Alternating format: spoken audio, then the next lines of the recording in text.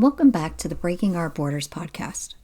I'm Dr. Michelle Border, and in today's episode, I will be talking about people-pleasing, perfectionism, and obsessive-compulsive personality disorder. These behaviors are results of experiencing abuse and trauma. They are borders we have created in our minds of what we need to do to get people to accept, like, or love us. Let's get started breaking those borders now.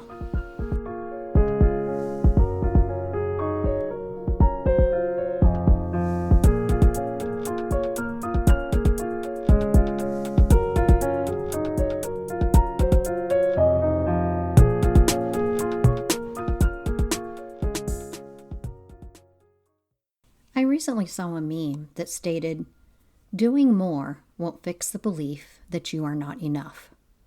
And that really spoke to me. Children who experience abuse, neglect, and trauma often develop borders in their minds that they are not good enough, not worthy of acceptance, and not worthy of love. However, as humans, we crave acceptance, affection, and love, and seek ways to get that from others. As children, we need it from our parents. In adulthood, we learn to get these feelings in the same way we learn to as children. In childhood, when experiencing abuse, neglect, or trauma, our brains build borders that make us think we have to work to get these feelings from our parents. Our borders give us the ideas of people-pleasing and perfectionism, and then we may develop obsessive-compulsive personality disorder, or OCPD. These tendencies are a coping mechanism. Let's talk about each one of those now more in depth. I'll start with people-pleasing. This is a coping mechanism that involves prioritizing the needs and desires of others over one's own, often at the expense of sacrificing one's personal well-being, like running themselves ragged, stressing excessively, or taking on more than they can accomplish. I think I have personally been the master of this trauma response. Because our parents build the border in our mind that we are unworthy and burdensome, we look for a way to show people that we are good people. We're worthy of love and acceptance, and that we need to feel valued. To do that, our brains create the border that if we do things to make people happy, then they will like us. The main problem with this is that it is simply not true. In healthy relationships, people like us for who we are, not only for what we do for them. The other problem with this coping mechanism is that people pleasers will focus on what the other person wants to the point of not giving attention to their own needs. An example of this is what I used to do. When my first husband said he was unhappy with something, I would do all I could to make it better for him. First of all, it was not my job to create his happiness. This was a major border created in my mind from my mother that I had to create her happiness. And even though I made changes, they never seemed to make him happy. So I was caught in a vicious cycle of trying more and more things to make him happy. I did the same thing as a child with my mother. I kept trying to figure out ways that would make her happy by cleaning, cooking, and getting good grades. But nothing worked. Another way I was a people pleaser was through hosting. When we had people over, I would run myself ragged, cleaning, decorating, and cooking. I thought if everything was perfect, stylish, and the food was good, people would think better of me. In reality, what they thought of me had nothing to do with what I did, but in how I treated them when they were with me. These examples are just a few of the many times I exhibited people-pleasing behavior. When I started my healing journey, I tried to learn to stop people-pleasing and learn to ask myself some questions before I took on a task. First, I asked myself if I'm doing something because I want to, or is it because I think I need to do it for the other person or because I want them to be happy with me?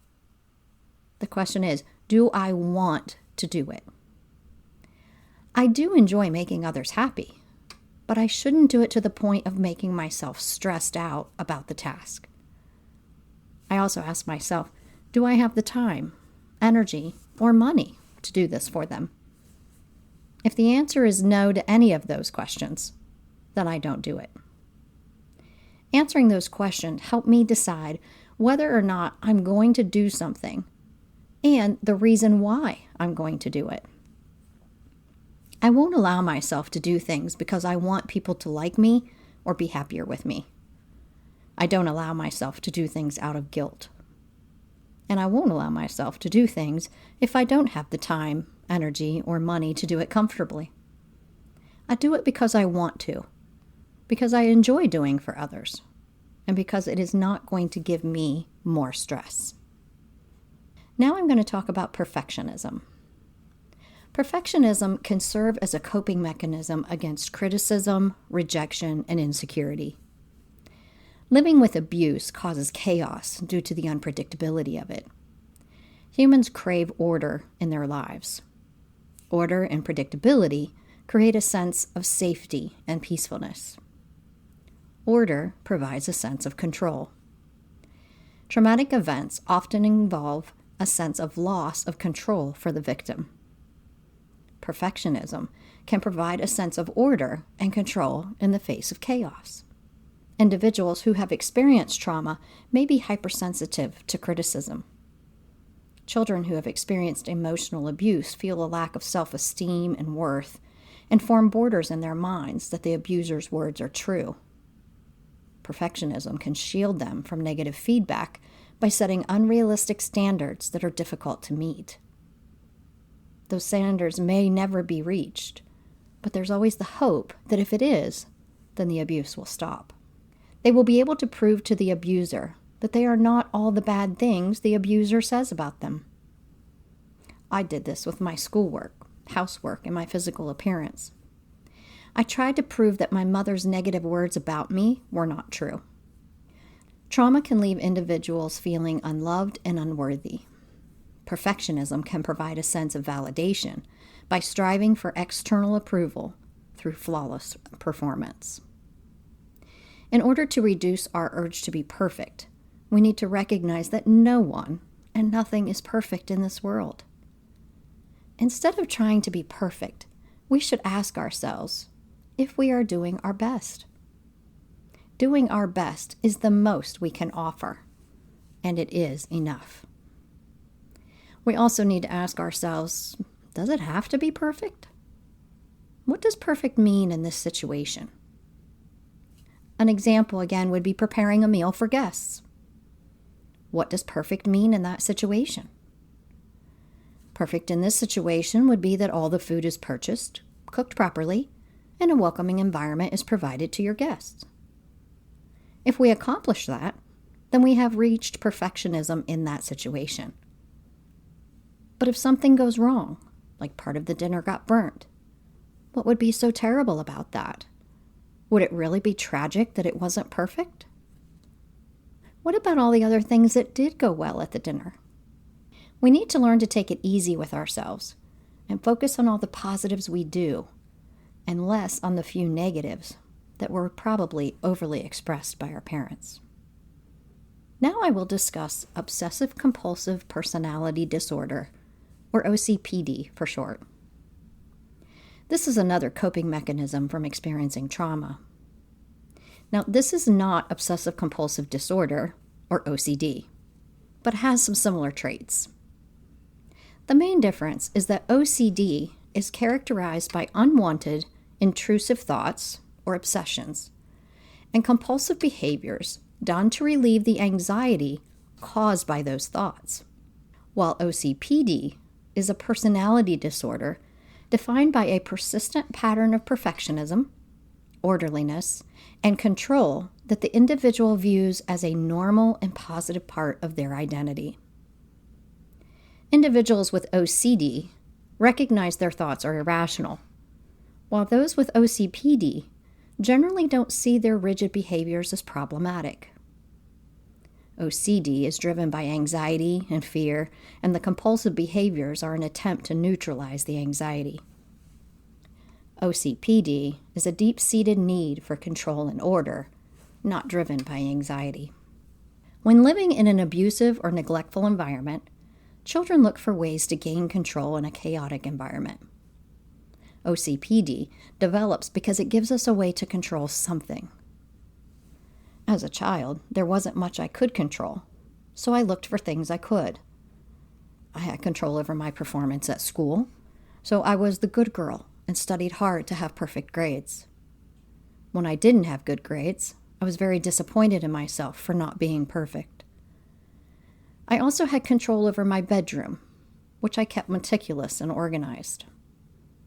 For a short time, I found control over my own body. I became obsessed about how much I ate. I was not eating much and did excessive exercising. I was hoping that my body would eventually shut down due to lack of nutrients. In the end, I didn't have the willpower to starve myself, because unfortunately, I really enjoy food. But then I would beat myself up for not having that willpower.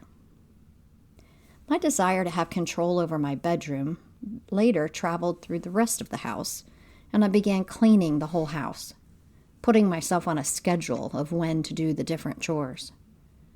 The sense of accomplishment felt good to me, but was still never enough for my mother's approval.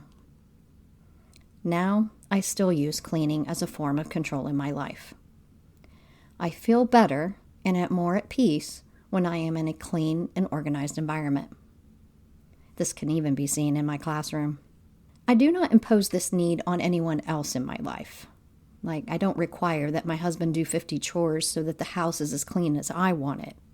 I recognize that he does not have that same need, and, well, as much as I love him, his idea of clean is a bit different from mine. Not all OCPD traits that we carry after the trauma are harmful and can sometimes make us feel better. It's when that trait controls our life or the lives of those around us to the point of obsession that we have a problem. So, what do we do if we are experiencing these traits? Like I've mentioned in other episodes, some results of childhood trauma may require professional counseling for help on how to control these coping mechanisms. You can do your own research on the internet with self-help books and podcasts. For me, through my counseling sessions, I learned to question my thoughts when feeling these traits. Asking myself, why am I doing this? Am I trying to get others to like me?